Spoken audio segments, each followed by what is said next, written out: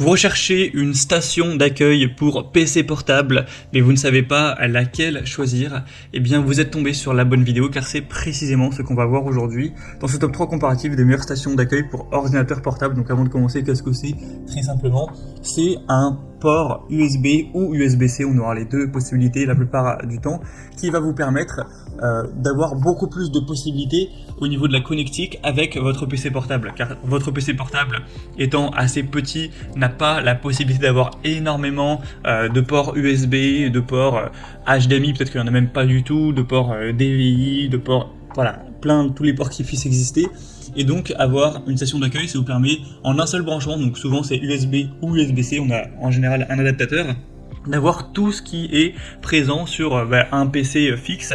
Donc vous aurez un USB 3.0, vous aurez de l'USB 2.0, vous aurez du DC 12 volts, vous aurez de l'HDMI, vous aurez du DVI, vous aurez un port LAN, donc pour mettre un câble Ethernet par exemple. Donc ce qui vous permettra d'avoir beaucoup plus de possibilités. C'est à ça que va servir une station d'accueil. Donc aujourd'hui on va voir les meilleurs, les mieux notés. Je vais vous les présenter par ordre de prix décroissant, en précisant à chaque fois si c'est USB, USB-C ou les deux, pour que vous ne vous trompiez pas sur la compatibilité. Et si vous souhaitez commander un des produits présentés dans cette présentation, sachez qu'il y a tous les liens juste en dessous en description par ordre d'apparition des produits. Donc si vous souhaitez commander ou voir plus de détails, ce sera faisable en un clic en dessous.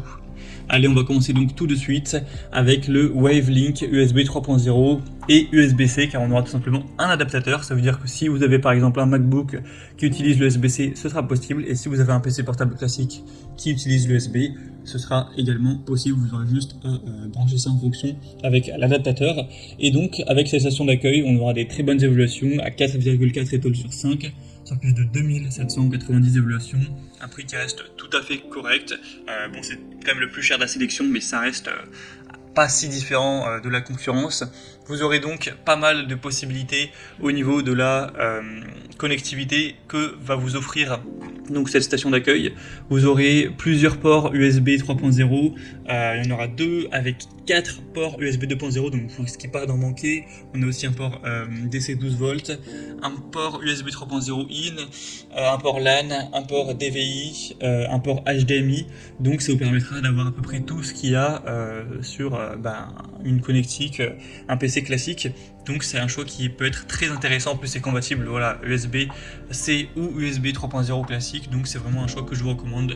Pour voir plus de détails dessus, ce sera donc le premier lien dans la description sous cette vidéo. Un deuxième modèle que je vous présente, donc, qui est nettement moins bien noté, c'est le GIC, station d'accueil USB-E, donc avec aussi un port USB-C.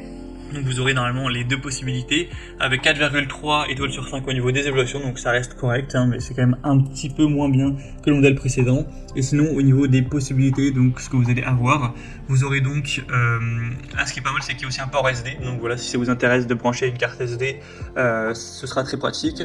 On va avoir deux ports HDMI, donc plutôt intéressant, un port LAN, un port VGA, une petite prise microphone et une prise casque si vous l'utilisez, deux ports USB 3.0. Donc voilà, on aura un petit peu moins de ports USB, mais on aura des choses en plus par rapport au précédent, comme la prise casque, micro, le port carte SD. Donc voilà, c'est différent, à voir vous ce qui vous intéresse le plus. Sinon au niveau du prix, c'est nettement moins cher, d'une dizaine, quinzaine d'euros, donc voilà, pas énormément de différence. Donc voilà, c'était un autre choix qui peut vous intéresser. Et on va terminer avec un dernier qui, cette fois par contre, c'est vraiment pour les USB-C. Il n'y a pas de